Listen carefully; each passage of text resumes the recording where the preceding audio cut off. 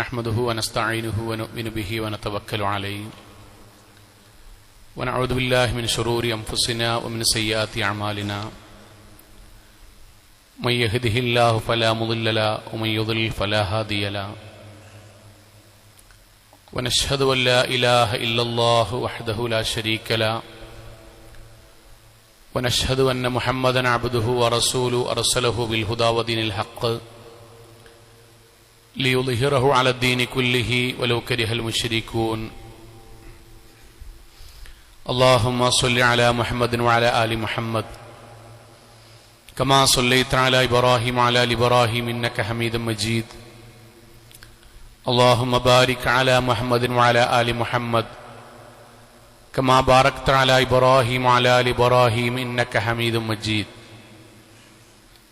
أما بعد فإن أصدق الكلام كلام الله وخير الهدي هدي محمد صلى الله عليه وسلم وشر الأمور محدثاتها وكل بدعة ضلالة وكل ضلالة في النار أعوذ بالله من الشيطان الرجيم بسم الله الرحمن الرحيم يا أيها الذين آمنوا اتقوا الله حق تقاته ولا تموتن إلا وأنتم مسلمون സ്നേഹാദരണീയരായ സത്യവിശ്വാസികളെ വിശ്വാസിനികളെ, ജീവിതത്തിൻ്റെ എല്ലാ മേഖലകളിലും റഹ്മാനായ അള്ളാഹുവിൻ്റെ വിധിവിലക്കുകൾ കഴിവിൻ്റെ പരമാവധി സൂക്ഷിച്ച് നല്ല ഭക്തരായി ജീവിക്കണം എന്ന് എന്നോടെന്ന പോലെ ഓരോരുത്തരോടും ഉണർത്തുകയാണ്, വസിയത്ത് ചെയ്യുകയാണ്. അള്ളാഹു നമ്മെ എല്ലാവരെയും അനുഗ്രഹിക്കുമാറാകട്ടെ. നമ്മുടെ വീടും കുടുംബവുമൊക്കെ വളരെ സന്തോഷത്തോടെ ആനന്ദത്തോടെ ആയിത്തീരുവാൻ നമ്മളിൽ ഓരോരുത്തരും എന്തൊക്കെ കാര്യങ്ങളിലാണ് മാറ്റങ്ങൾ വരുത്തേണ്ടത്, എന്തൊക്കെ കാര്യങ്ങളാണ് നിലനിർത്തി പോകേണ്ടത് എന്നതിനെക്കുറിച്ചാണ് അള്ളാഹുവിൻ്റെയും പ്രവാചകന്റെയും വചനങ്ങളിലൂടെ നമ്മൾ സംസാരിച്ചു കൊണ്ടിരിക്കുന്നത്. കഴിഞ്ഞ ആഴ്ച നമ്മൾ ഒരൊറ്റ ഭാഗം മാത്രമാണ് പറഞ്ഞത്. നമ്മുടെ ഇണയായി തുണയായി അള്ളാഹു നമ്മൾക്ക് നൽകിയ നമ്മുടെ ഭാര്യമാരെ, അവരുടെ നന്മകളെ, അവർ നമ്മൾക്ക് വേണ്ടി ചെയ്യുന്ന സൽക്കർമ്മങ്ങളെ, അധ്വാനങ്ങളെ നമ്മൾ പരിഗണിക്കുകയും നമ്മൾ അവർക്ക് അതിന് സന്തോഷം തിരിച്ചു നൽകുകയും ചെയ്യുക എന്നതു മാത്രമാണ് നമ്മൾ പറഞ്ഞത്.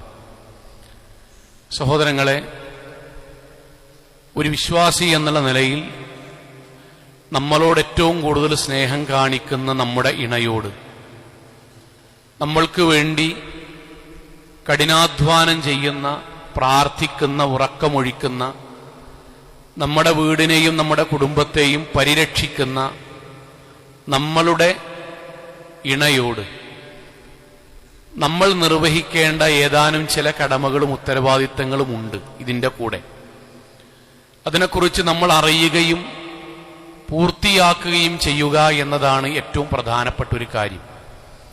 പരിശുദ്ധ ഖുർആനിന്റെ ആയത്ത് ഇങ്ങനെയാണ്. നമ്മളോട് അല്ലാഹ് പറയുന്നത് വാചകം ഓരോ കാലത്തും പ്രസക്തമാണ്.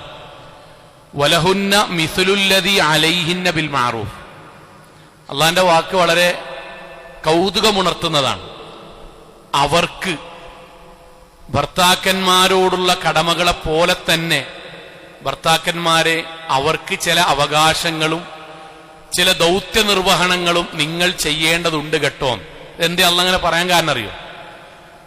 മഹാഭൂരിപക്ഷ സംസാരങ്ങളിലും സ്ത്രീകളോട്, സ്ത്രീകൾ ഭർത്താക്കന്മാരോട്, സ്ത്രീകൾ കുടുംബത്തോട്, സ്ത്രീകൾ മക്കളോട്, സ്ത്രീകൾ അമ്മോശം കാക്കയോട്, സ്ത്രീകൾ അമ്മായിമ്മയോട് എന്നതാണ് ഭൂരിപക്ഷവും നിങ്ങൾ കേൾക്കാറുള്ളത്. അള്ളാഹ് നമ്മളോട് പറയാൻ, പ്രസംഗിക്കുന്നവരെ, പുസ്തകം എഴുതുന്നവരെ, ദീനിൽ ഈ ഭാഗം മാത്രമല്ലട്ടുള്ളത്, അത് പറയുന്ന പ്രസംഗിക്കുന്ന പണ്ഡിതന്മാരോട് വരെ അള്ളാഹ് പറയണം,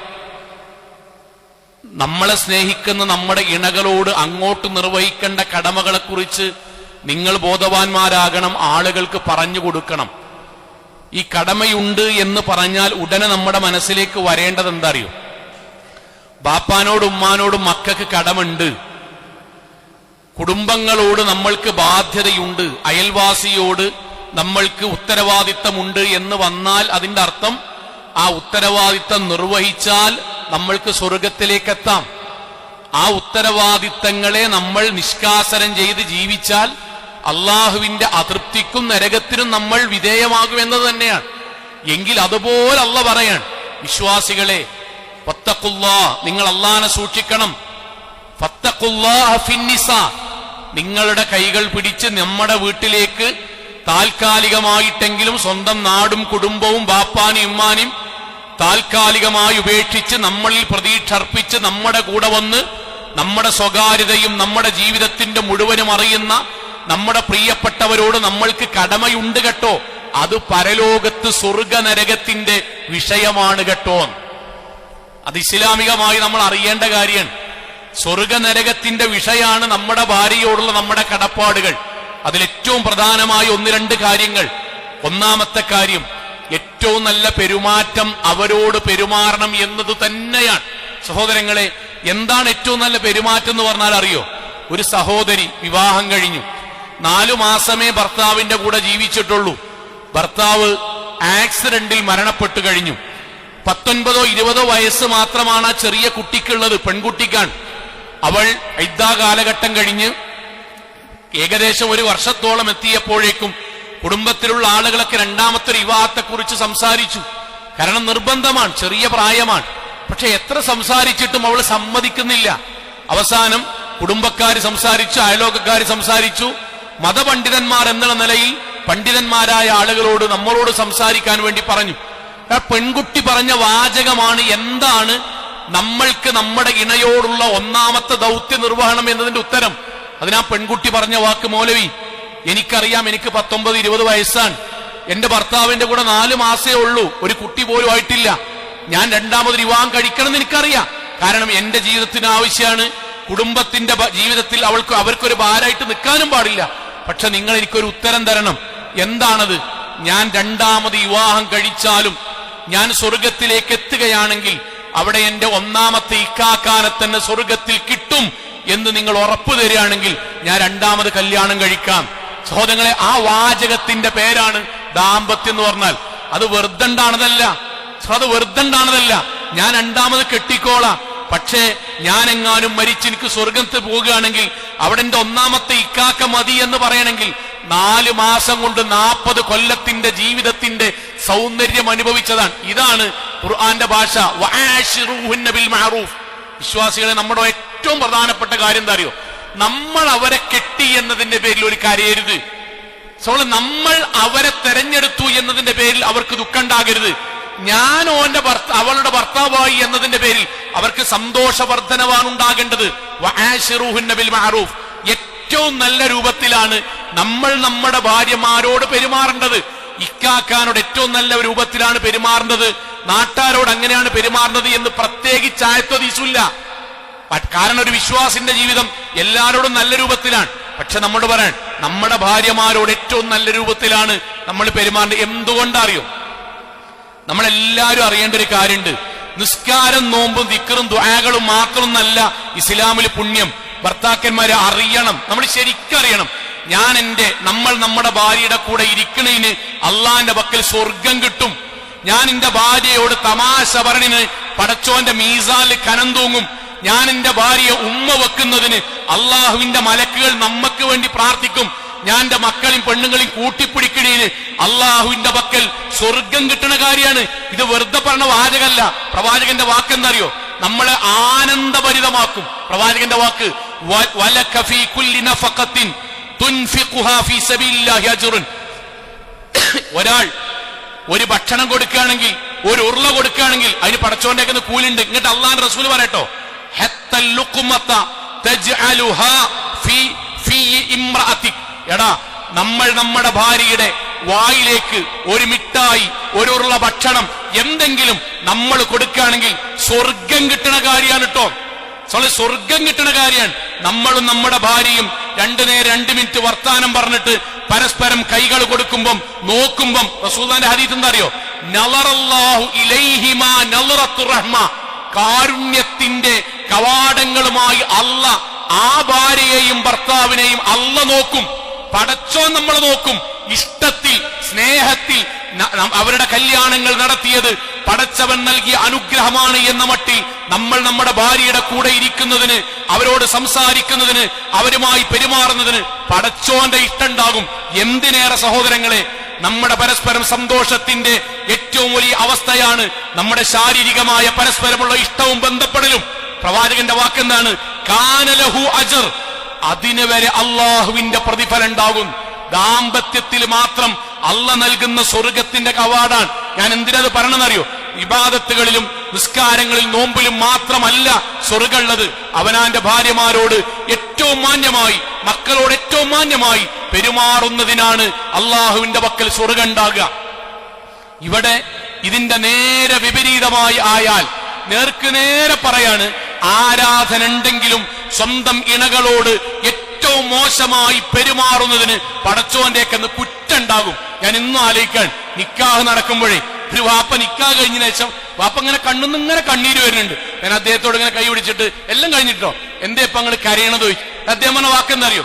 എന്റെ മോളിനെ വിട്ടു പോകാണല്ലോ എന്ന് ആലോചിക്കുമ്പോ ഒരു സങ്കടമുണ്ട്. അടുത്ത വാക്കെന്തറിയോ? ഈ 2 പെൺകുട്ടികളെ മൗലവി, ഒന്നാമത്തോളം ഞാൻ ഇതുപോലെ കല്യാണം കഴിപ്പിച്ച് പറഞ്ഞയച്ചതാണ്. ചെന്ന് വരെ 5 കൊല്ലായി എന്റെ കുട്ടിക്കൊരു സമാധാനത്തിൽ ഉറങ്ങാൻ കഴിഞ്ഞിട്ടില്ല. 3 മദ്യം പറഞ്ഞു. ഇപ്പോഴും അടിയും ചവിട്ടും കുത്തും തന്നെയാണ്. പടച്ചോനെ, അതേമാതിരി അവസാനത്തെ എന്റെ ഈ കുട്ടിക്കും ഇതുപോലെ തന്നെ അവസ്ഥ ഉണ്ടാകുമോ എന്ന് ആലോചിച്ചിട്ട് കരയാണ്.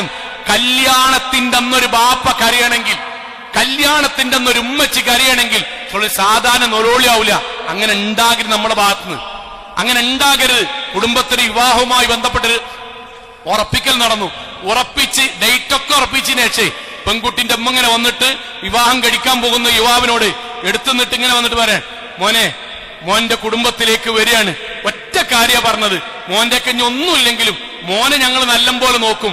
പക്ഷെ ഞങ്ങളെ കുടുംബത്തിൽ നല്ല ഒരു മരുവനായി, മകനായിട്ട് മോൻ ഉണ്ടാകണട്ടോ. അപ്പൊ ഞങ്ങൾ സൈഡിലുണ്ട്. ഞങ്ങൾ ഇത് എന്താണ് ഈ പറയണത്? അതിന് അമ്മ പറഞ്ഞ വാക്ക് പാവരുമ്മ. അമ്മ വന്നിട്ട് പറയാൻ, അവളുടെ മൂത്തോളെ ഇതേപോലെ നിസ്കാരം നോമ്പൊക്കെ ഉണ്ടെന്ന് പറഞ്ഞ ഒരാൾക്ക് കല്യാണം കഴിപ്പിച്ച് വിട്ടതാണ്. 2 മാസം കൊണ്ട് ഞങ്ങളുടെ കുടുംബത്തിനോട് തെറ്റി. ഇന്ന് വീട്ടിക്ക് വരെ വരൂല. വെറും ഉപദ്രവാണ്, ശാരീരികമായും മാനസികമായും ഉപദ്രവാണ്. ഒന്നാമതോ ഞങ്ങൾക്കൊരു കുട്ടിയില്ല, ആൺകുട്ടിയില്ല. രണ്ടാമതായിട്ട് ഞങ്ങളുടെ വീട്ടിലേക്ക് വന്ന മരുമകൻ ഇങ്ങനെയായി. 2 ആളും ഞങ്ങൾക്ക് പോയിക്കണ്. മോനെ ഈയെങ്കിലും കുട്ടിയായിട്ട് വീട്ടിക്ക് വരണട്ടോ. ഇങ്ങനെ കണ്ണുനീര് കുടിപ്പിക്കുന്നുണ്ടെങ്കിൽ പ്രവാചകൻ നമ്മളെ വിളിച്ച പേര്, അങ്ങനെ ചെയ്യുന്നവനെ വിളിച്ച പേരെന്താ അറിയോ? ലഈം എന്നാണ്. ലഈം എന്നാണെന്നറിയോ? മോശക്കാരൻ, വൃത്തികെട്ടവൻ, നെറികെട്ടവൻ എന്നാണ്. അങ്ങനെ നമ്മൾ ഉണ്ടാകരുത്, ഒരു കാരണവശാലും ഉണ്ടാകരുത്. സഹോദരങ്ങളെ, നമ്മളെ കല്യാണം കഴിച്ചു എന്നതിന്റെ പേരിൽ ഒരു കരയാൻ പാടില്ല. നമ്മൾ കൂട്ടിക്കൊണ്ടുവന്നു എന്നതിന്റെ പേരിൽ രാത്രിയുടെ അന്ത്യയാമങ്ങളിൽ തഹജ്ജുദിൽ കണ്ണുനീരി വീടാൻ പാടില്ല. ഒരു കാര്യം, എത്രയോ മനുഷ്യന്മാരുണ്ട് നമ്മളങ്ങനെ ആകാതെക്കാനായിട്ട് പറഞ്ഞ് സാഡിസ്റ്റ് മനോഭാവാണ്. കരീപ്പിക്കണിയിൽ സന്തോഷം, കുറ്റം പറഞ്ഞിൽ സന്തോഷം, ബാപ്പാനും എളാപ്പാനും വളർത്തിന്റെ എല്ലാത്തിനും ചീത്ത പറഞ്ഞ് അടിമയാക്കി അവനാന്റെ വീടിന്റെ സൈഡിലാക്കണിൽ സന്തോഷം അനുഭവിക്കുന്ന ആളുകൾ. പ്രവാചകന്റെ വാക്ക് നമ്മൾക്കെല്ലാവർക്കും സുപരിചിതമായ പ്രവാചകന്റെ വാക്കാണ്. ഫത്തഖൂ അള്ളുലും, ഖുർആന്റെ ആയത്തെ പ്രവാചകൻ ഉദ്ധരിച്ച്, ബാക്കിയുള്ളവനെ എടങ്ങേറാക്കുന്നത് നിങ്ങൾ ശരിക്ക് കരുതണം കേട്ടോ. എന്തേ കാരണം അറിയോ? പരലോകത്ത് ഓരോ ചീത്തക്കും, ഓരോ അടിക്കും, ഓരോ തൊഴിക്കും, ഓരോ തെറിയഭിഷേകത്തിനും നിങ്ങൾക്ക് ഇരുട്ടുകളാണ് പരലോകത്തുണ്ടാകുക. നിസ്കാരകനെ പൊളിഞ്ഞു പോകും, തഹജ്ജുദ് പൊളിഞ്ഞു പോകും, ബാക്കിയുള്ളവനെ സഹായിച്ചത് പൊളിഞ്ഞു പോകും. കാരണം നമ്മുടെ ഇണയോട് ഏറ്റവും മോശമായി പെരുമാറിയതിന് പരലോകത്ത് കുറ്റുണ്ടാവും. നമ്മളെ അറിയേണ്ട ഒരു കാര്യമുണ്ട്. എന്താണെന്നറിയോ? നമ്മുടെ വീട്ടിൽ പല വീട്ടിലും പല ഭാര്യമാരും താമസിക്കുന്നതേ ഇഷ്ടത്തിൽ ജീവിക്കല്ല. പിന്നെന്താ അറിയോ? തിരിച്ചു പോകാൻ ഒരു വീടില്ലാത്തതിന്റെ പേരിൽ സഹിച്ച് ജീവിക്കുന്ന ഭാര്യമാരുണ്ട്.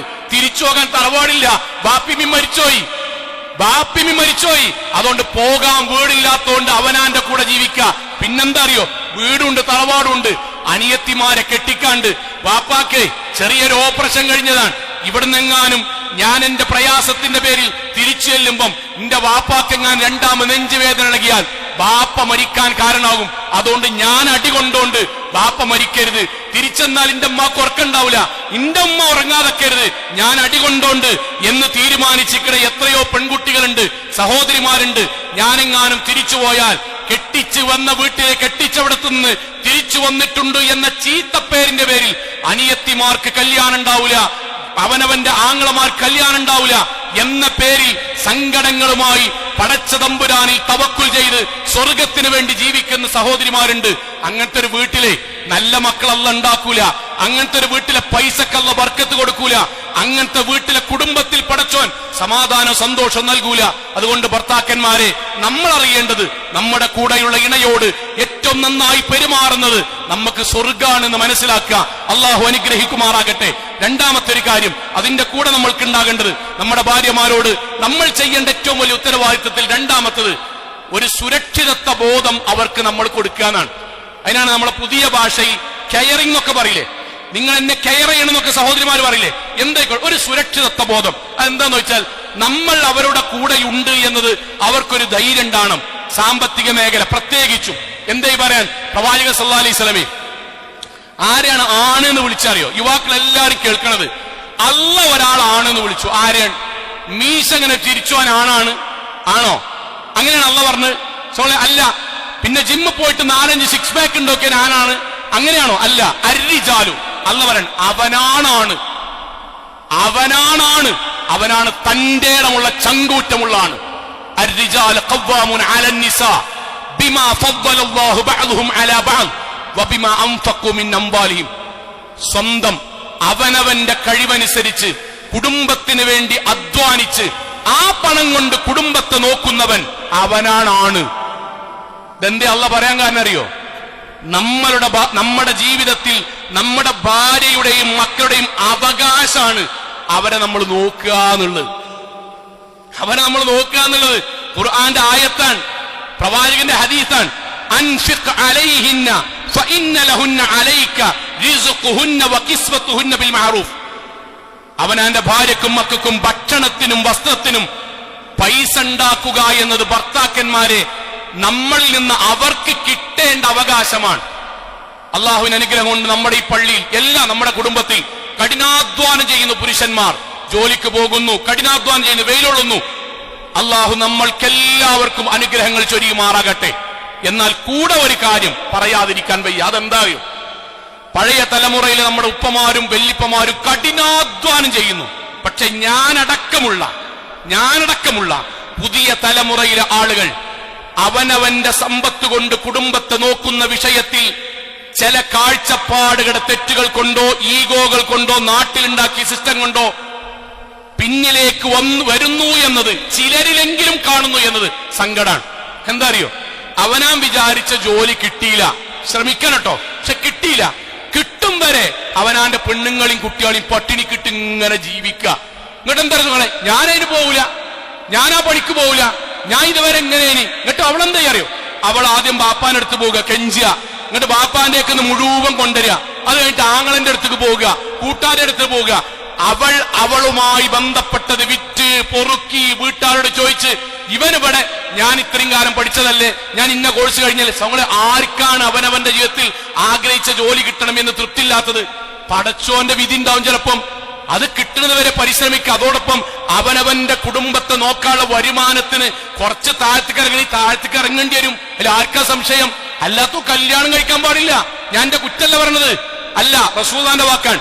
യാ മഅശറ ശബാബ്, പുരുഷന്മാരെ, മനിസ്തതാഅ മിൻകുമുൽ ബാഅ, ഒരു സഹോദരിയെ പോറ്റുവാനും ശാരീരികമായി സംതൃപ്തിപ്പെടുത്തുവാനും കഴിയുമ്പോഴാണ് ഫല്യതസവ്വജ്, അപ്പോൾ നിങ്ങൾ കല്യാണം കഴിക്കണം.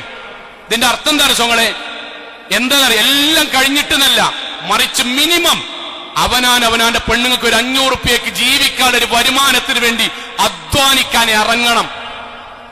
ഞാൻ വിചാരിച്ച കിട്ടിയില്ല, അവനാന്റെ ഗൾഫിൽ നിന്നോ നാട്ടിലോ ജോലി ഉണ്ടാവും, എന്തെങ്കിലും കാരണം കൊണ്ട് ഈ ജോലി താഴ്ന്നിട്ടുണ്ടാവും, താഴും, ചിലപ്പുണ്ടാവും, എല്ലാവർക്കും ഉണ്ടാവും. താന്നിക്ക് ഞാൻ പോവില്ല, നമുക്ക് പറഞ്ഞ് എത്ര കാലം ജീവിക്കാം. എന്നിട്ട് അതിന്റെ പേരിൽ അവനവന്റെ ഭാര്യമാരെ ജോലിക്കുന്ന വിഷയമായിട്ട് പറഞ്ഞ് അവനാൻ അധ്വാനിക്കാൻ മടി കാണിച്ചിട്ടും അവനവൻ അധ്വാനിക്കുന്നതിൽ ഈഗോ കാണിച്ചിട്ടും അവനാന്റെ പെണ്ണുങ്ങളെ അതിന്റെ പേരിൽ ജോലിക്ക് പറഞ്ഞയച്ച് വീട്ടിൽ ആ പൈസ കൊണ്ട് തിന്നു വീർത്ത് ജീവിക്കാൻ പറഞ്ഞ മാനം കെട്ട ഏർപ്പാട് തന്നെയാണ്. അത് വൃത്തികെട്ട ഏർപ്പാടാണ്. പ്രവാചകന്റെ വാക്കെന്തറിയോ? കഫാ ബിൽ മർഇ ഒരു മനുഷ്യൻ ഇത് മതി, ഇത്മൻ പരലോകത്ത് കുറ്റമാകാൻ, മൻ യഖൂദ് അവനാന് ചെലവിന് കൊടുക്കുന്ന ആൾക്കാർക്ക് ചെലവിന് കൊടുക്കാതെ പാരമ്പര്യം പറഞ്ഞ് വല്യർത്താനം പറഞ്ഞ് ഞാൻ താഴ്ത്തിക്കിറങ്ങൂല, കിട്ടിയനെ പോകുള്ളൂ, എന്റെ കാല് വേദന നിനക്കറിയില്ല, കൈ വേദന എന്നറിയില്ലേ, എന്നിട്ട് കാലാകാലം ന്യായം പറഞ്ഞ് കുടുംബത്തെ പട്ടിണിക്കിടുക എന്നത് ഗുരുതരമായ തെറ്റ ഇസ്ലാമിൽ. ഇതെന്തിനാ പറയണറിയോ? നമ്മുടെ കൂടെ ജീവിക്കുന്ന ഒരു പെൺകുട്ടിക്ക് അവരുടെ കുടുംബത്തിന് നമ്മളിൽ നിന്ന് സന്തോഷം ഉണ്ടാകണം. നമ്മൾക്ക് എല്ലാവർക്കും അറിയുന്ന കാര്യമാണ്. എന്താ അറിയോ? നമ്മൾ അധ്വാനിച്ചു. ഞാൻ ഭർത്താക്കന്മാരായ നമ്മളോട് പറയണം, നമ്മൾ അധ്വാനിച്ചു, എത്തണില്ല. അങ്ങനെ ഉണ്ടാവും ചിലപ്പം, എത്തണില്ല. അത് പെൺകുട്ടിയുടെ കുടുംബക്കാർക്ക് അറിയും. നമ്മൾ പെൺകുട്ടിന്റെ വാപ്പാണ് പോയിട്ട് നോക്കി, ഇപ്പ ഞാൻ പണിയെടുത്തിട്ട് ഇത്ര കിട്ടണ്, കടം വീട്ടി വരുമ്പോ എത്രയാണ് ആകണ്, അതുകൊണ്ടാട്ടോ. സോ ആ കുടുംബം നോക്കും നമ്മളെ. പക്ഷെ നമ്മൾ അധ്വാനിക്കാൻ ഇറങ്ങണ്ടേ? നമ്മൾ പാരമ്പര്യം പറഞ്ഞിട്ടും ഇന്റെ ജോലി ഇതാണ്, ഞാൻ പഠിപ്പതാണ് എന്ന് പറഞ്ഞിട്ടും അവനാന്റെ പെൺകുട്ടികളെയും കുടുംബത്തെയും എടങ്ങേറാക്കുന്ന ഏർപ്പാടുണ്ടല്ലോ, അത് ദുൽമാൻ, അക്രമാൻ. അവനാന്റെ ജീവിതത്തിൽ പടച്ചോനോട് കാണിക്കുന്നത് പോലെ നന്ദി കാണിക്കേണ്ടവരാണ് ഇവര്. അവിടെ നമ്മൾ തെറ്റുകാരായി മാറരുത്. രണ്ടാമത്തെ കാര്യമാണ്. മൂന്നാമത്തെ സംഗതി എന്താ അറിയോ? ഞാൻ എണ്ണി പറഞ്ഞത് നമ്മുടെ ജീവിതത്തിൽ ഉണ്ടാകാനാണ്. മൂന്നാമത്തത്, നമ്മുടെ ഭാര്യമാർക്ക്, നമ്മുടെ കുടുംബത്തിന് നമ്മുടെ ജീവിതത്തിൽ കുറച്ച് സമയമെങ്കിലും അവർക്ക് വേണ്ടി ചെലവഴിക്കാൻ ബോധപൂർവം നമ്മൾ സമയം കണ്ടെത്തണം. നമ്മളെല്ലാവരും ബിസിയുള്ള ആൾക്കാരാണ്, ഒരു സംശയമല്ല. ഈ ബിസി മൊത്തം നമ്മുടെ കുടുംബത്തിന് വേണ്ടിയിട്ടാണ്, അതിലും സംശയമല്ല. അതൊക്കെ നമുക്ക് അംഗീകരിക്കുന്ന കാര്യമാണ്. പക്ഷെ ഒരു കാര്യമുണ്ട്, നമ്മുടെ ബിസിയൊക്കെ തീർന്ന്, നമ്മുടെ കട്ടപ്പാടൊക്കെ തീർന്ന്, നമ്മളെല്ലാം നേടിയെടുത്ത് വീട്ടിൽ എത്തുമ്പോൾ വീടും പെണ്ണുങ്ങളും കുട്ടികളും നമുക്ക് ഓപ്പോസിറ്റ് ആകരുത്. അതിനൊരു പ്രയോറിറ്റി ഉണ്ടാവണം ജീവിതത്തിൽ. എവിടൊക്കെ എന്തൊക്കെയാണ് സഹോദരങ്ങളെ, നേർക്ക് നേരെ പറയുകയാണെങ്കിൽ ലോകത്ത് ഏറ്റവും കൂടുതൽ ബിസിയുള്ള ആളാണ് അഷ്റഫുൽ ഖൽഖ് മുഹമ്മദ് മുസ്തഫ സല്ലല്ലാഹു അലൈഹി വസല്ലം. ആ നബിനെ പറ്റി പറയട്ടോ. കാനൻ നബി, ഫാത്തിമ ബീവി, ആയിഷ ബീവി പറയാൻ, ഞങ്ങളുടെ നബി യത്തഖിഉ ഫീ ഹജ്രി വഅന ഹായിൽ, ഞാൻ മാസമുറയുണ്ടായി വീട്ടിൽ ഇങ്ങനെ ക്ഷീണിച്ച് കിടക്കുമ്പം നബിന്റെ അടുക്കലേക്ക് വരും. എന്നിട്ട് നബി എന്റെ മടിത്തട്ടിൽ പ്രവാചകന്റെ തല വെച്ച് പ്രവാചകൻ കടക്കും. എന്നിട്ട് ഇങ്ങനെ ഉഴിഞ്ഞുവരും, സാരല്ലട്ടോ, കുഴപ്പമില്ലട്ടോ. എന്തിനാ പറയണമെന്നറിയോ? നേരത്തെ പറഞ്ഞതാണ്, നമ്മുടെ ഭാര്യമാരുടെ കൂടെ, നമ്മുടെ മക്കളുടെ കൂടെ നമ്മൾ ഇരിക്കണീന് സ്വർഗമുണ്ട് എന്ന് മനസ്സിലാക്കിയാൽ നമ്മൾക്ക് തീരാവുന്ന പ്രശ്നമുള്ളൂ. സമയം നമ്മൾക്ക് അങ്ങാടിയിലിരിക്കാനുണ്ടെങ്കിൽ, പൊതുപ്രവർത്തനത്തിനുണ്ടെങ്കിൽ, സംഘടനാ പ്രവർത്തനത്തിനുണ്ടെങ്കിൽ, നാട്ടിലത്തെ ബാക്കിയുള്ളവരെ സഹായിക്കാനുണ്ടെങ്കിൽ, നമ്മുടെ കൂടെ നമ്മുടെ ജീവന്റെ പകുതിയായി നമ്മുടെ കൂടെയുള്ള നമ്മുടെ ഭാര്യമാർക്ക് ഒരു ജീവിതത്തിൽ ഒരു അരമണിക്കൂറെങ്കിലും സമയം ഉണ്ടാക്കുക എന്നുള്ളത് നമ്മുടെ ബാധ്യതയാണ്. അവിടെ നമ്മൾ ബിസി ആയാൽ, പുതിയ കാലഘട്ടത്ത് നേർക്ക് നേരെ രക്ഷിതാക്കളോട് പറയാണ്, ഭർത്താക്കന്മാരോട് പറയാണ്, നമ്മളിൽ നിന്ന് അവർക്ക് കിട്ടേണ്ടത് ആ അരമണിക്കൂർ കൊണ്ട് സന്തോഷമാണ്. നമ്മൾ കൊടുത്തിട്ടില്ലേ? സോഷ്യൽ മീഡിയയുടെ കാലഘട്ടത്ത് വീട്ടിന്റെ അകത്തളങ്ങളിലേക്ക് മറ്റുള്ളവരുടെ വീഡിയോകളും ഓഡിയോകളും അവരുടെ കുടുംബത്തിന്റെ അകത്തളങ്ങളും സ്വന്തം വീട്ടിന്റെ ഉള്ളിലേക്ക് വരുന്ന ഈ കാലഘട്ടത്ത് നമ്മൾ അവരെ പരിഗണിക്കണില്ലെങ്കിൽ, നമുക്ക് അവരോട് വർത്താനം പറയാൻ നേരില്ലെങ്കിൽ, അവിടെ സങ്കടങ്ങൾ കേൾക്കാൻ നമുക്ക് ഒഴിവില്ലെങ്കിൽ, അതിനുവേണ്ടി വലവിരിച്ച് കാത്തിരിക്കുന്നവരുടെ കെണിയിൽ, വിഡ്ഢിത്തത്തിലെങ്കിലും ഹറാമിലെങ്കിലും നമ്മുടെ കുടുംബം വന്നു ചേരും. എത്ര ആൾക്ക് പരിചയമുണ്ട്, എത്ര ആൾക്ക് അനുഭവമുണ്ട്. വലിയ കുടുംബങ്ങളിൽ, ധനാഢ്യ കുടുംബങ്ങളിൽ, ആഡംബരത്തിൽ ജീവിക്കുന്ന കുടുംബങ്ങളിൽ അവിഹിത ബന്ധങ്ങളുടെ തുടക്കം എന്താ അറിയോ? ബിസി. ഒറ്റ വാക്കതാണ്, ഭർത്താക്കന്മാരെ ബിസി. രണ്ട് ഈഗോ. എന്താ അറിയോ? ഞാൻ എന്റെ പെണ്ണുങ്ങളെ കാര്യം നോക്കാത്ത ആളാണ് എന്നിങ്ങനെ വരുത്തി തീർക്കുക. ഭയങ്കര സംഭവം നമ്മുടെ നാട്ടില്. കല്യാണ പെരീക്ക് പോകുക, ബാക്കിയുള്ള പോലെ ചോറൊക്കെ ഇങ്ങനെ നോക്കുക. അവിടെ കിട്ടിയില്ലേ, ഇവിടെ കിട്ടിയില്ലേ, അവനാന്റെ പെണ്ണുങ്ങളെ ഓളെവിടെയെങ്കിലും പോയി തിന്നോളും. അതൊരു വലിയ വർത്താനാണ്. ഞാൻ എന്റെ പെണ്ണുങ്ങളെ കാര്യം നോക്കൂല എന്നുള്ള വലിയ വർത്താനം.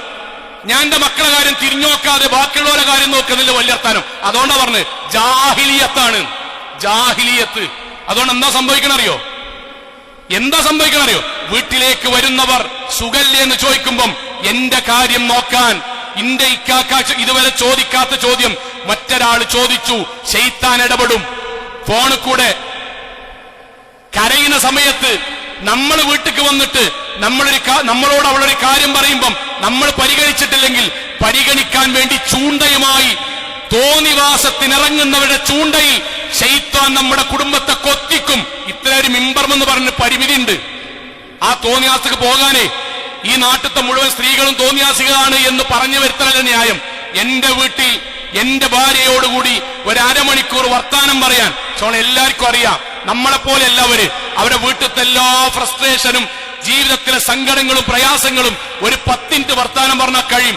അന്ന് കേട്ടിക്കാൻ ഞാൻ ഭർത്താക്കന്മാരോട് പറയാൻ, നമ്മൾ നമ്മുടെ കുട്ടിനോട് വർത്താനം പറയാൻ, ആ വർത്താനം പറയുമ്പം നമ്മളെ മകനോട് ഇങ്ങനെ വർത്താനം പറയുമ്പോ അങ്ങനെ സൈഡ് നോക്കിയിട്ട് നിങ്ങൾ പറഞ്ഞോളി പറഞ്ഞാൽ നമ്മളെന്താ പറയാ, ചിലപ്പോ നമ്മൾ കൊടുക്കും, അനക്കെന്താ മോത്ത് നോക്കി എന്നാലെന്ന് പറയും. അത് ഇൻസൾട്ടിങ് ആണ്. നമ്മളെ ചെങ്ങായോട് ഇങ്ങനെ വർത്താനം പറയും, ഫോൺ നോക്കിയിട്ട് ഇജ് പറഞ്ഞോ ഞാൻ കേൾക്കുന്നുണ്ട് പറഞ്ഞാലോ നമ്മൾ വർത്താനം നിർത്തും.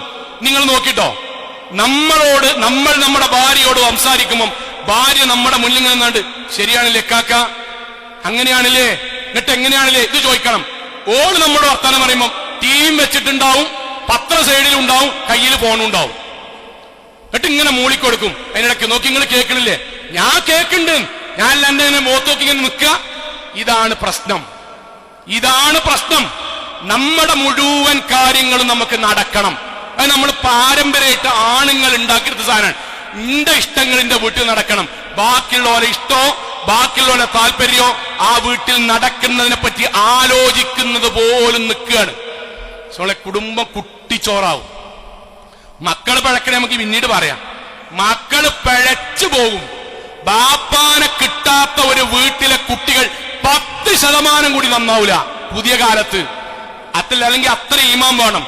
നമ്മുടെ ഭാര്യയും നമ്മുടെ മക്കളും നമ്മുടെ സാന്നിധ്യം അവരാഗ്രഹിക്കാൻ എല്ലാത്തിനും ബാക്കിയുള്ളതിന് പറഞ്ഞേക്കാം. PTA മീറ്റിംഗ് ഇജ് പോയിക്കോ, മുനിസിപ്പാലിറ്റിക്ക് ഇജ് പോയിക്കോ, അവിടെ തക്കാറുണ്ട് ഇജ് പോയിക്കോ. പിന്നെ നമ്മളെന്തിനാ പോകാറിയോ, നമ്മളെ പെണ്ണുങ്ങൾ പഠിപ്പിച്ച് വലുതാക്കി 10ാം ക്ലാസ്സിൽ അവൾ ഉറക്കൊഴിച്ച് അവള് ട്യൂഷന്റെ പൈസക്ക് വേണ്ടി അധ്വാനിച്ചൊക്കെ കഴിഞ്ഞിട്ട് A+ കിട്ടി. അപ്പം കാണും ഇൻസൈഡൊക്കെ ചെയ്തിട്ട് അവാർഡാങ്ങാൻ. അപ്പൊ താഴ്ത്തിരുത്തും. ഇന്റെ ബുദ്ധിയാണ്, ഇന്റെ പെരക്കാരെ ബുദ്ധിയാണ്. ഇതുകൊണ്ടാണ് കുടുംബത്തിൽ നമ്മളെ കുറിച്ച് നമ്മുടെ ഭാര്യക്ക് മതിപ്പില്ലെങ്കിൽ കഴിഞ്ഞു. നമ്മളെപ്പോലെ ഒരാള് നമ്മുടെ പെൺകുട്ടിക്ക് ഭർത്താവായി വരുമ്പോ ഉമ്മാര് ചിലര് തടയാൻ കാണും തറിയോ, ബാപ്പാനെ കൊണ്ട് ഇടങ്ങേറായിക്കണെന്നുള്ളതുകൊണ്ടാണ്.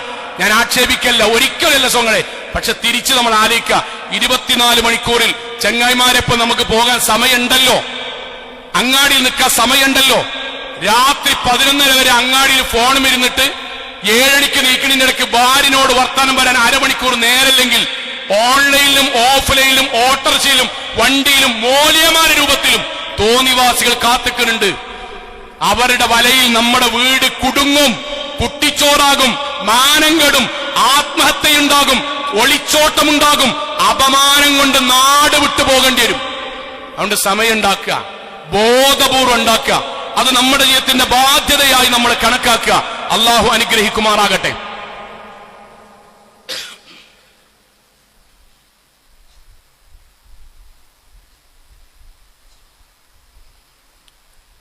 അൽഹംദുലില്ലാഹ് വസ്സലാത്തു വസ്സലാമു അലാ റസൂലില്ലാഹി വഅലാ ആലിഹി വസഹ്ബിഹി അജ്മഈൻ. അമ്മാ ബഅദ് തഖ്വല്ലാഹി ഇബാദല്ലാഹ്.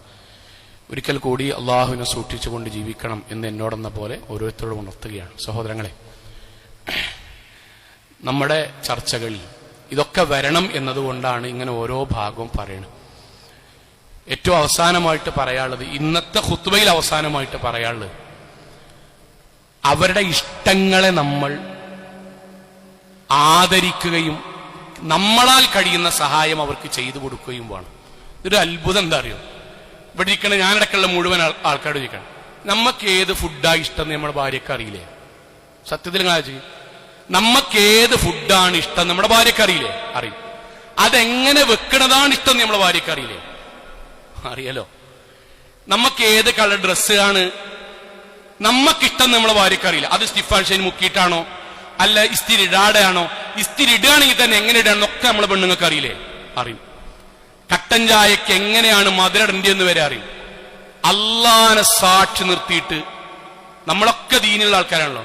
നമ്മളെ പെണ്ണുങ്ങൾക്ക് ഏറ്റവും ഇഷ്ടപ്പെട്ട ഫുഡ് ഏതാന്ന് ചോദിച്ചോക്കൊണ്ട് ആത്മാർത്ഥമായിട്ട് ഏതാ ഫുഡ്, ഏത് ഡ്രസ്സാണ് അവൾക്ക് ഇഷ്ടം, ഇടുന്നതല്ല ഇഷ്ടം. എപ്പോഴാണ് അവൾക്ക് ദേഷ്യം, എങ്ങനെ നമ്മൾ പെരുമാറുമ്പോഴാണ് ഇഷ്ടം, എങ്ങനെ പെരുമാറുമ്പോഴാണ് ദേഷ്യം. ചില ആൾക്കാരൊക്കെ ചോദിക്കാൻ തരും, അങ്ങനെയൊക്കെ ഉണ്ടോ അവൾക്ക്? അതാണ് ജാഹിലിയത്ത്. ജാഹിലിയത്ത് എന്താ അറിയോ? നമ്മള് ഇസ്ലാമിന്റെ നവോത്ഥാനം പറയല് സ്ത്രീകൾക്ക് ആത്മാവില്ല എന്നായിരുന്നു ഇസ്ലാം വരുന്നതിന്റെ മുന്നേ വിശ്വസിച്ചിരുന്നത്. അവിടെ സ്ത്രീയെ മനുഷ്യനായി ഇസ്ലാം പരിഗണിച്ചു. ഞാൻ ചോദിക്കാണ്, വാചകത്തുമെന്ന് നമ്മളെപ്പോലെ ആത്മാവുള്ള ഇഷ്ടങ്ങളുള്ള വാപ്പാന്റെയും ഇമ്മാന്റെയും കുട്ടിയായി നമ്മുടെ മകളുടെ സ്ഥാനത്താണല്ലോ നമ്മുടെ പെണ്ണുങ്ങൾ ഉണ്ടാകുക. വേറെ വാപ്പാന്റെയും ഇമ്മാന്റെയും മകളാണല്ലോ. അവരുടെ ഇഷ്ടം 10-25 കൊല്ലം ജീവിച്ചിട്ട് എന്താന്ന് നമ്മൾ ചോദിച്ചില്ലെങ്കിൽ എന്താ ചിലർ പറയല്ലോ, ഓർക്കെല്ലാം പറ്റും. അല്ല, ചോദിക്കാത്തോണ്ടാണ്. പിന്നെ അവരുടെ പ്രകൃതി അങ്ങനെയാണ്. വീട്ടില് 4 ആളുണ്ട്. 3 ഓറഞ്ചാ കൊണ്ടുവന്നിക്കണെങ്കിൽ ഓള് പറയും എനിക്ക് ഓറഞ്ച് വേണ്ട അറിയും. അതുപോലെ പ്രകൃത നന്മയാണ്. അതെല്ലാം പറ്റിയിട്ടല്ല, നമ്മൾ അറിയണം. ഇത് ഞാൻ വെറുതെ അങ്ങനെ പറയാം. റസൂൽ സല്ലല്ലാഹു അലൈഹി വസല്ലം പറയാൻ, റസൂലിന്റെ വാക്കൊക്കെ ഇന്നീലായാലും റസൂൽ പറയാൻ, ആയിഷ എനിക്ക് അറിയിട്ടോ, ഇദാ കുൻതി അന്നി റാദിയ, അനക്ക് എപ്പോഴാണ് എന്നോട് ഭയങ്കര ഇഷ്ടം എന്നുള്ളതും, ഇദാ കുൻതി അലയ്യ ഗളബ, അനക്ക് എപ്പോഴാണ് എന്നോട് കുറച്ചൊരു ചൂടുള്ളതെന്ന് എനിക്കറിയും. നമ്മൾ വീട്ടിലെത്തി നമ്മൾ ജോലി ചെയ്ത് ക്ഷീണിച്ച് വരികയാണെങ്കിൽ നമ്മക്ക് എന്താണ് വേണ്ടത് എന്ന് നമ്മുടെ ഭാര്യക്കറിയുന്നത് പോലെ നമ്മുടെ ഭാര്യ ക്ഷീണിച്ചിരിക്കുമ്പം അവൾക്ക് എന്താണ് വിശ്രമാണോ, ഫുഡാണോ, തണുത്തള്ളാണോ, അല്ല അലമ്പില്ലാത്തൊരു അന്തരീക്ഷാണോ എന്ന് നമുക്കറിയണ്ടേ? അപ്പോഴല്ലേ നമ്മൾ നല്ല ഭർത്താവാകുക. അല്ലേ സഹോദരങ്ങളെ? വീട്ടിലത്തെ എല്ലാ പണിയും കഴിഞ്ഞിങ്ങനെ വരുന്ന നമ്മളേക്കെന്ന് സാരല്ലട്ടോ എന്നുള്ളൊരു വാക്ക് കേട്ടാൽ ഓർക്ക് മതിയെങ്കിൽ അത് നമുക്കറിയണ്ടേ? അതാണ് ഇഷ്ടം അറിയാന്ന് പറഞ്ഞാൽ. നബി നമ്മോട് പറഞ്ഞാണ് ഇഷ്ടം അറിയണം. ഓർക്ക് ദേഷ്യം വരുന്നൊരു കാര്യം ഉണ്ടെങ്കിൽ എന്താണെന്നറിയണം. അത് നമ്മുടെ ജീവിതത്തിൽ. അതോടൊപ്പം നമ്മളാൽ കഴിയുന്ന സഹായം ചെയ്യണം. സോങ്ങളെ, എന്താ സഹായം ചെയ്യാനാണ്? എല്ലാവർക്കും അറിയുന്ന പ്രവാചകന്റെ ഹദീസ് പറയാം. എല്ലാവർക്കും അറിയുന്ന പ്രവാചകന്റെ ഹദീസ്, കാന യകൂനു ഫീ മിഹ്നത്തി അഹ്ലി, പ്രവാചകൻ വീട്ടുകാര്യങ്ങളിൽ അവനാനെ കൊണ്ട് കഴിയുന്ന പോലെ സഹായിക്കും. നമ്മൾ ജോലി ചെയ്യണമെന്ന് നമ്മുടെ ഭാര്യമാരെ ആഗ്രഹിക്കണമെന്നില്ല, പക്ഷെ കൂടിക്കൊടുക്കുന്ന ഒരു സന്തോഷമുണ്ട്. ആ സന്തോഷം നബിചര്യയാണ്. ആവർത്തിക്കുന്നു, എന്റെ ഭാര്യ അവിടെ ജോലി ചെയ്യുമ്പോ ഞാൻ സൈഡിൽ നിന്നിട്ടോട് വർത്താനം പറഞ്ഞത് അവരുടെ ജീവിതത്തിൽ നമ്മൾ നൽകുന്ന ആദരവിന്റെ ഭാഗമാണ്. അതെനിക്ക് സ്വർഗം കിട്ടും. അള്ളാഹുവിന്റെ മീസാനിൽ കനം തോന്നും. നമുക്ക് എന്താണോ ചെയ്യാൻ പറ്റുന്ന സോങ്ങളെ അത് ചെയ്യുക. രാവിലെ കുട്ടികൾ ഒരുക്കുമ്പം ഒരു കുട്ടിന്റെ കാര്യം നമുക്ക് ചെയ്യാൻ പറ്റുമെങ്കിൽ നമ്മൾ ചെയ്യുക. വസ്ത്രമലക്കുന്നതിൽ എന്തെങ്കിലും ഒന്ന് നമുക്ക് ചെയ്യാൻ പറ്റുമെങ്കിൽ നമ്മൾ ചെയ്യുക. എന്താണോ ചെയ്യാൻ പറ്റുന്നത് അത് നമ്മൾ ചെയ്തു കൊടുക്കുന്ന ഇസ്ലാമിലെ പുണ്യാണ്. അത് നമ്മൾ മനസ്സിലാക്കുക. അത് അവരുമായിട്ടുള്ള നമ്മുടെ ഇഷ്ടത്തിന്റെ ഭാഗമാണ്. സമ്പത്തുള്ളവരെ ഞാൻ ഈ പറഞ്ഞതിന് അതേപോലെ എടുക്കണം. സമ്പത്തുള്ളവര് വീട്ടിലൊരുപാട് ജോലി ഉണ്ടെങ്കിൽ, നമ്മുടെ ഭാര്യമാർക്ക് കൂട്ടിയിട്ട് കൂടുന്നില്ലെങ്കിൽ, അല്ലെങ്കിൽ ഒരു ക്ഷീണിക്കുന്നെങ്കിൽ, പൈസ ഉണ്ടെങ്കിൽ വീട്ടിലൊരു വേലക്കാരത്തിന് വെച്ചു കൊടുക്കൽ നന്മയുടെ ഭാഗമാണ്, പുണ്യത്തിന്റെ ഭാഗമാണ്. അവിടെ പിശുക്കനാകലുണ്ട്. വളരെ ഗൗരവത്തിൽ പറയണം. പൈസ ഉള്ളവനെന്താ ചോദിച്ചാൽ അവനാന്റെ ടൂറിന് പൈസ ഉണ്ടാവും, വാഹനത്തിന് പൈസ ഉണ്ടാകും, ഡ്രസ്സിന് പൈസ ഉണ്ടാവും. പെണ്ണുങ്ങളോ കുട്ടികളോ എന്തെങ്കിലും ചോദിക്കുമ്പോ അനക്കെന്തിനാ പൈസ, അനക്കെന്തിന്റെ ആവശ്യം, കണ്ടമാനുണ്ടല്ലോ. അവനാനാ പറയുന്ന നമുക്ക് ഓല ഇരട്ടിണ്ടെങ്കിലും നമ്മൾക്ക് പുതിയതെടുക്കണി നമുക്ക് പ്രശ്നം ഉണ്ടാവില്ല. അവർക്ക് നമ്മുടെ പകുതിയാണെങ്കിലും നമ്മുടെ എന്തെങ്കിലും ചോദിച്ചാൽ അനക്ക് കണ്ടമാനുണ്ടാവുമല്ലോ. വീട്ടിൽ എന്തെങ്കിലും പണിയെടുത്തിട്ടേ നമ്മുടെ ഭാര്യമാരെ ചൂണ്ടുവേലിന്റെ ഇവിടെ ഇങ്ങനെ അടയാളം ഉണ്ടാവും. നോക്കി നോക്കോണ്ടി, കാലിന്റെ ഉള്ളിൽ ഇങ്ങനെ പഴുത്തിട്ടുണ്ടാവും. ചിലപ്പം തള്ളാൻ പേരിൽ സോപ്പും പൊടി കയറിയിട്ട് ഇതിന്റെ എല്ലാ മാസവും അല്ലെങ്കിൽ 6 മാസത്തിൽ ഒരിക്കലെങ്കിലും സൈഡിന്റെ ഒരു ഭാഗം പഴുത്തിട്ടുണ്ടാവും. ഇതൊക്കെ സഹോദരങ്ങളെ, പെങ്ങക്കാണെങ്കിൽ നമ്മൾ ആശുപത്രി കൊണ്ടുപോകുമല്ലോ, ഉമ്മാക്കാണെങ്കിൽ ആശുപത്രി കൊണ്ടുപോകുമല്ലോ, മകക്കാണെങ്കിൽ ആശുപത്രി കൊണ്ടുപോകുമല്ലോ. അവനാന്റെ ഭാര്യക്കാവുമ്പം വീട്ടിൽ പൈസ ഉണ്ടെങ്കിൽ മറ്റൊരാളെ വേലക്ക് വെക്കാൻ പറ്റുമെങ്കിൽ സഹോദരങ്ങൾ അത് ചെയ്യൽ പുണ്യാണ്. ക്ഷീണിക്കും. ഞാൻ നേർക്കുനേരെ ഇങ്ങനെ പറയുന്നു, ക്ഷീണിക്കുമ്പം പ്രായം തോന്നും. കുറച്ചു കഴിയുമ്പം നമ്മൾക്ക് ആരോഗ്യമുണ്ടാകുമ്പോഴും നമ്മുടെ ഭാര്യയ്ക്ക് ശാരീരികമായി പ്രയാസങ്ങൾ വരുമ്പോൾ നമുക്ക് ദേഷ്യം വരും. അന്ന് നമുക്ക് തോന്നും ഇതിന്റെ മുഴുവനും കാരണം ഓര് അങ്ങാടി പോയിട്ട് പണിയെടുത്തിട്ടല്ല, പിന്നെ വീട്ടിൽ നമ്മളെയും നമ്മുടെ കുട്ടിനെയും കുടുംബത്തിൽ നോക്കിയിട്ട് ക്ഷീണിച്ചതാണ്.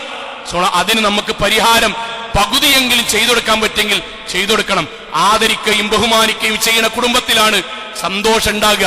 ചെറിയൊരു കാര്യം കൂടി പറയാൻ, 2 ദിവസങ്ങൾക്ക് മുമ്പ് സോഷ്യൽ മീഡിയയിൽ സഹോദരൻ അദ്ദേഹം പറഞ്ഞൊരു വാക്കുണ്ട്. ആ വാക്ക് അദ്ദേഹത്തിന്റെ ഭാര്യ മരിച്ചിട്ട് 1 വർഷം തികയുന്നതിന്റെ ഒരു ഭാഗമായിട്ട് അദ്ദേഹം പറഞ്ഞൊരു വാക്ക്, ബാപ്പയും ഉമ്മയും മരിക്കുമ്പോഴാണ് യത്തീമാവുക എന്ന് നിങ്ങളോട് ആരാണ് പറഞ്ഞത്? ആ വാചകത്തിലെല്ലാം ഉണ്ട്. സത്യത്തിൽ നമുക്കുള്ളൊരു മുന്നറിയിപ്പാണ്. അതിന്റെ അർത്ഥം യത്തീമിന്റെ ഡെഫിനിഷൻ മാറ്റണം എന്നല്ല, ബാപ്പിമ്മയും മരിച്ചാൽ മാത്രമാണ് യത്തീമാകുക നിങ്ങളോട് ആരാ പറഞ്ഞത്? ഒരു കൊല്ലായിട്ട് പെണ്ണുങ്ങളില്ല, ഒരു കൊല്ലായിട്ട് പെണ്ണുങ്ങളില്ല. ഭാര്യ ഒന്നും ഇല്ലാതായി നോക്കണ സോങ്ങളെ. നിങ്ങളുണ്ടല്ലോ നമ്മള് വല്യാപ്പാരൊക്കെ കുടുംബസംഗമത്തിന് ഇങ്ങനെ 10-100 ആൾക്കാർ വന്നിട്ട് അതിലിങ്ങനെ അവനാന്റെ വീട്ടിലാണെങ്കിൽ ചെരുപ്പ് ഇങ്ങനെ കൂടിയിട്ടുണ്ടാകും. നമ്മളെ വാപ്പ ഇങ്ങനെ കയറി സിറ്റ് ഔട്ടിൽ ഇരുന്നിട്ട് ബാപ്പ ഇങ്ങനെ ചെരുപ്പിന്റെ അടിക്ക് നോക്കും. ഉമ്മാന്റെ ചെരുപ്പിലുണ്ടെങ്കിൽ വാപ്പാക്ക് ഒരു സന്തോഷാണ്. എന്തേ സോങ്ങളിന് കാരണം? ഉമ്മാനോട് ചായ എടുക്കാൻ പറഞ്ഞ ബാക്കിയൊന്നും പറയണ്ട. മക്കളും മരുക്കളും കുടുംബക്കാരും അത്രയും കാലം സ്നേഹിച്ചോട്ട് മുഴുവൻ ചായ എടുക്കാൻ വേണ്ടി പറഞ്ഞ മിനിമം 4 ചോദ്യം ചോദിക്കും. പഞ്ചാര വേണോ, കടുപ്പം വേണോ, കാപ്പി വേണോ, എങ്ങനെ എടുക്കേണ്ടത്? ഉമ്മ ഉണ്ടെങ്കിൽ വാപ്പാക്ക് സമാധാനാണ്. ആ വാപ്പയാ നമുക്കങ്ങനെ കാലം വരും. വീട്ടിൽ 3 മക്കളുണ്ട്. വാപ്പാരെ 3 മക്കളുണ്ട്.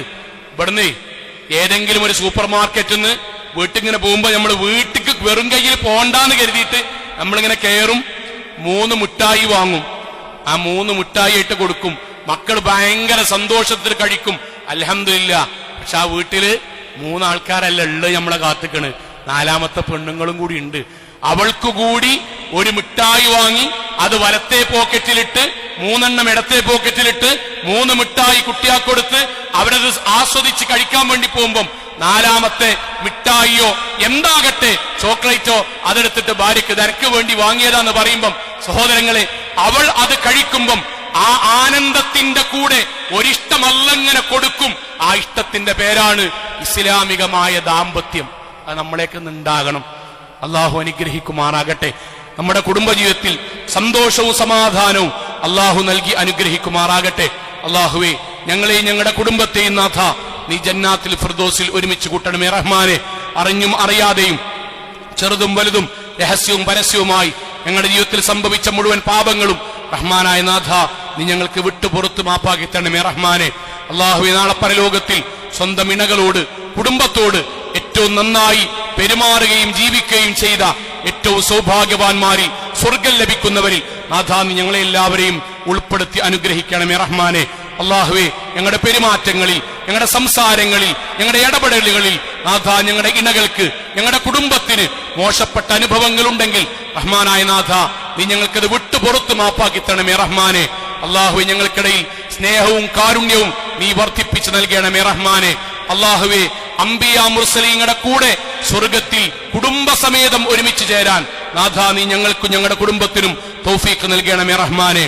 അള്ളാഹുവേ, ഞങ്ങളുടെ കൂട്ടത്തിൽ ശാരീരികമായും സാമ്പത്തികമായും കുടുംബപരമായും ഒരുപാട് പ്രയാസപ്പെടുന്ന ആളുകൾ, എല്ലാവരുടെയും പ്രയാസങ്ങൾ നീ ദൂരീകരിക്കണമേ റഹ്മാനെ.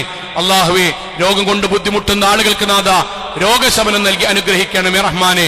അള്ളാഹുവേ, തൊഴിലിന്റെ വിഭാഗങ്ങളിൽ പ്രയാസപ്പെടുന്ന ആളുകൾക്ക് നാഥ ജോലി നൽകുകയും അധ്വാനിക്കുന്നവർക്ക് നാഥ ഹലാലായ വർധനവ് നൽകി അനുഗ്രഹിക്കുകയും ചെയ്യണമേ റഹ്മാനെ. അള്ളാഹുവേ, ലോകത്തിന്റെ വ്യത്യസ്ത ഭാഗങ്ങളിൽ കഷ്ടതകൾ അനുഭവിക്കുന്ന സാധുക്കളായ ഞങ്ങളുടെ സഹോദരങ്ങൾക്ക് സമാധാനവും സമാശ്വാസവും നൽകി നീ അനുഗ്രഹിക്കണമേ റഹ്മാനെ. اللهم اغفر للمؤمنين والمؤمنات والمسلمين والمسلمات الأحياء منهم والأموات إنك مجيب الدعوات يا قاضي الحاجات. اللهم أجرنا من النار، اللهم أجرنا من النار، اللهم أجرنا من النار. ربنا آتنا في الدنيا حسنة وفي الآخرة حسنة وقنا عذاب النار. آمين آمين آمين برحمتك يا أرحم الراحمين.